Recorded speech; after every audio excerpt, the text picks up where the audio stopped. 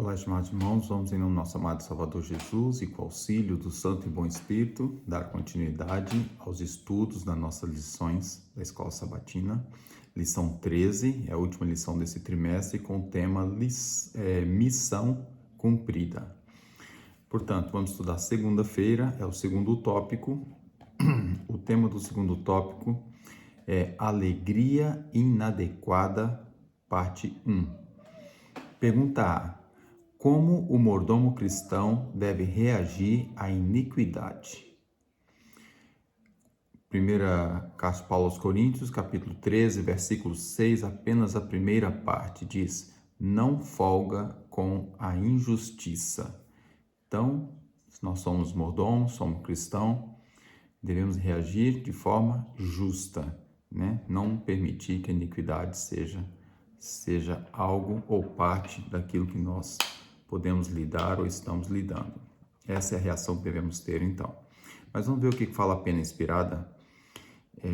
Spalding and Magen Collection, página 445 e 446, diz assim: a obra de Satanás é diretamente oposta à obra de Deus. Inimigo de todo bem, ele permanece como o general das forças preparadas para ferir a alma humana.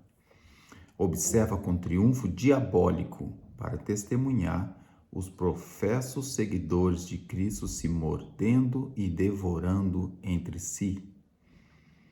Está sempre pronto a estragar a vida daqueles que tentam servir a Deus. Os anjos celestiais se espantam ao notar que os humanos ajudam o instrumento satânico na obra diabólica de desencorajar corações, de enfraquecer o povo de Deus, tirando-lhe as forças e a fé. Que tema pesado, que texto pesado esse. Que realidade que muitas vezes não nos apercebemos, que infelizmente já está envolvido em circunstância como essa. Às vezes entre família, aqui está falando entre irmãos, mas a igreja é formada de família. Portanto, devemos começar a evitar e ter atenção se não estamos aí sendo coajudadores de Satanás no lar, né, com esse tipo de situação.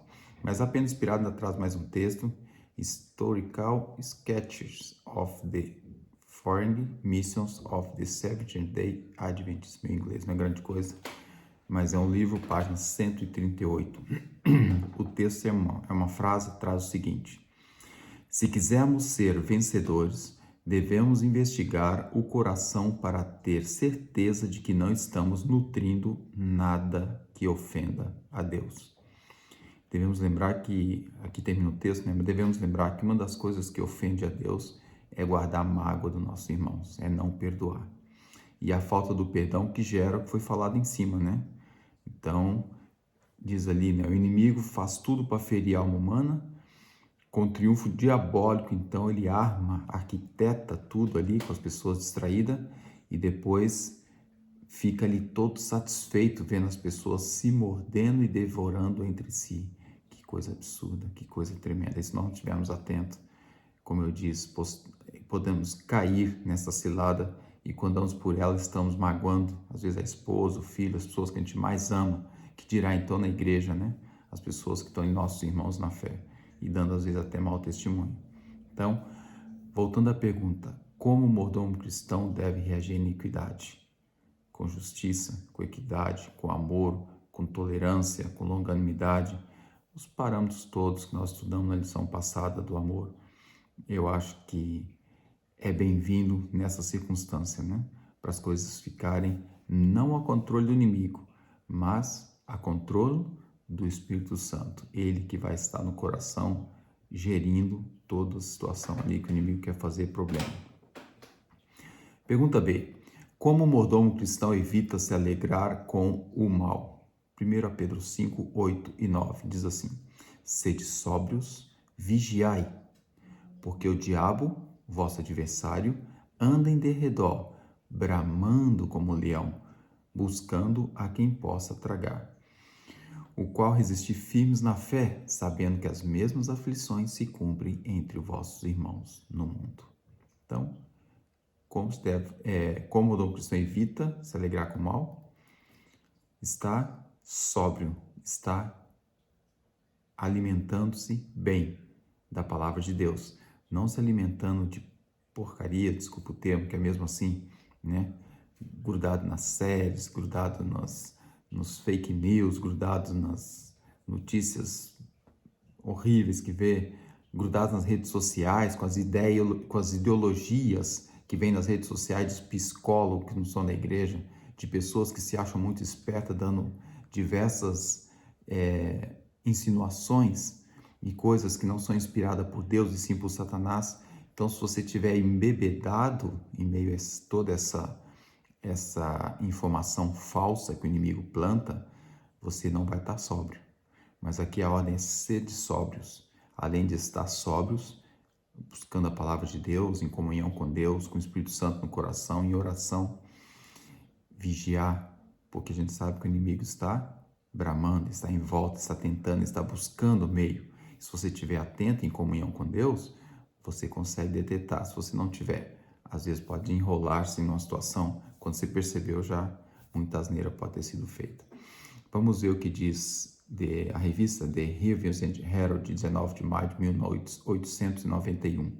Diz assim: quando falamos de desânimo e tristeza, Satanás ouve com alegria diabólica, pois lhe agrada saber que nos arrastou para essa condição de escravo. Satanás não pode ler nossos pensamentos, mas pode observar nossas ações e ouvir as nossas palavras. Muito importante isso.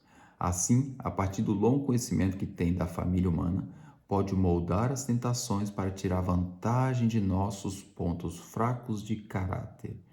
E quantas vezes lhe temos entregado os segredos de como obter a vitória sobre nós? Oh, que possamos controlar nossas palavras e ações. Que força teríamos se nossas palavras fossem de tal natureza que não nos envergonhássemos dela no dia do juízo.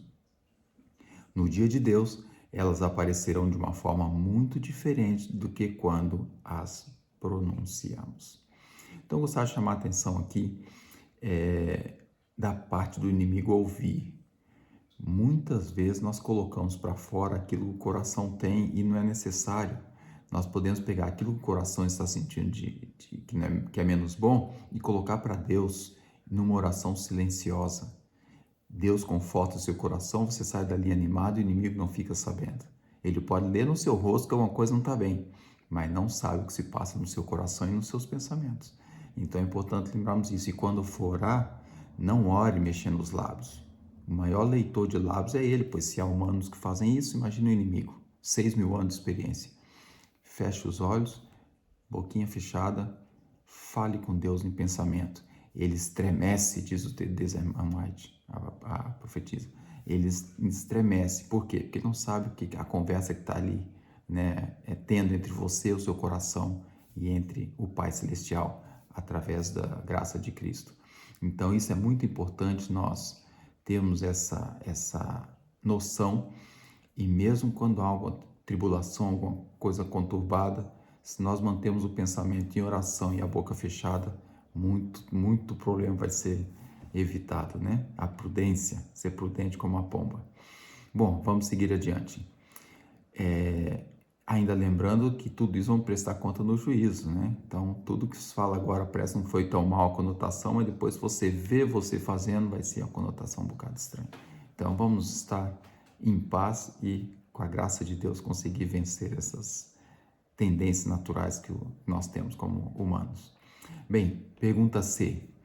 Que conselhos devem nos fortalecer contra as tentações mencionadas anteriormente? Vamos ver agora alguns conselhos. Primeiro conselho, salmista, Salmo 141, versículo 3. O que ele diz lá? Põe, ó Senhor, uma guarda à minha boca, guarda a porta dos meus lábios. Olha, que incrível seria se todos conseguissem levar na prática esse conselho. Uma guarda na boca. Quantos males, quantos problemas, quantas divergências, quantas inimizades iriam ser evitadas se tivéssemos essa prudência de manter a boquinha calada, né? A língua dentro da boca. Mas vamos ver ainda o apóstolo Paulo aos Efésios, capítulo 29, capítulo 4, o versículo 29 e 30, que diz assim: Não saia da vossa boca nenhuma palavra torpe, mas só a que for boa para promover edificação, para que dê graças aos que a ouvem. E não entristeçais o Espírito Santo de Deus, no qual estáis selados para o dia da redenção. Olha que impressionante. A primeira orientação do apóstolo aqui é falar só coisas boas, não deixar falar coisa torpe. E depois, que tudo que sair seja para edificar, para honrar ou para tentar promover coisa boa. E lembrar sempre, tudo que sai da sua boca, o Espírito Santo está ouvindo, está ali acompanhando, e nós somos templo do Espírito Santo. Então a boca fala o que está no interior, no coração. Então devemos ter noção disso e ver a necessidade de purificar o coração. Se o coração estiver puro, logo as suas palavras também estarão. Novamente a revista The Review and Herald, 5 de junho de 1888. Atenção que essa época foi a época do início do movimento de reforma. Para quem não está distraído, né? A reforma de 1925 foi quando ela foi oficializada, mas a reforma mesmo começou em 1888. Vamos ler. Ao se reunirem, sejam cautelosos nas palavras, que o diálogo seja de tal natureza que vocês não precisem se arrepender do que dizem. Olha o que a profetisa aqui traz para nós, a pena inspirada por Deus. Sejam tão cautelosos que não precisa arrepender do que foi dito. Então, irmãos, que possamos realmente ver a necessidade desses conselhos, né? Guarda a minha boca, depois não falar a palavra torpe e a cautela de não se arrepender daquilo que falou. Realmente, em muitas famílias, na igreja, entre casais, pais e filhos, filhos e pais, muitos problemas seriam evitados se nós conseguíssemos ter palavras boas e evitar falar aquilo que o coração às vezes explode em raiva, em ira, e o inimigo tenta usar isso, né? Pega no ponto que você é mais frágil, o outro tem um ponto que é mais forte, o inimigo pega ali, curto-circuito, problema. Então vamos evitar isso, que Deus nos abençoe, Deus nos dê essa graça, para que possamos começar a ter mais prudência nas palavras, a começar com os de casa, porque por incrível que pareça, nós temos a língua mais afiada, a língua mais maldosa com os que mais amamos. Às vezes somos mais desrespeitosos em casa do que até no trabalho, no banco, na escola, seja onde é que a pessoa esteja. Às vezes respeita mais aqueles que são menos agradáveis do que em casa. Mas isso deve começar em casa.